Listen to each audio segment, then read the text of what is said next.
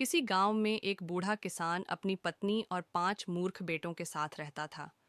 किसान अपनी मेहनत से खुशहाल जीवन जीता था, लेकिन उसके बेटों की मूर्खता हमेशा उसे चिंता में डाल देती थी। पहली मूर्खता, पानी में छेद। एक दिन किसान ने अपने सबसे बड़े बेटे को कहा, जा बेटा, खेत में पानी ले जाकर डाल।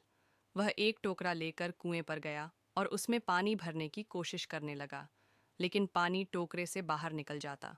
उसने सोचा, शायद टोकरे में छेद हैं, इसलिए पानी रुक नहीं रहा। वह खेत में खाली टोकरे के साथ लौट आया और बोला, बापू, कुएं का पानी बहुत चालाक है, टोकरे में नहीं रुकता। दूसरी मूर्खता, गधा धुलाना। दूसरे बेटे को किसान ने कहा, जा बेटा, गधे को नहलाकर साफ कर ला। वह गधे को नदी में ले गया और पूरी ताकत से उसे नहलाने लगा। उसे लगा कि गधा ज्यादा साफ तभी होगा जब उसे साबुन की तरह घिसकर रगड़ा जाए। गधा परेशान होकर भाग गया और बेटा खाली हाथ घर लौट आया।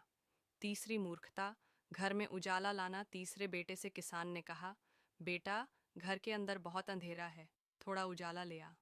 वह बाहर गया और सूरज की रोशनी को दोनों हाथों से पकड़ने की कोशिश करने लगा। जब रोशनी नहीं पकड़ी गई तो वह परेशान होकर घर लौट आया। उसने कहा, बापू, रोशनी बहुत चालाक है, हाथ ही नहीं आती।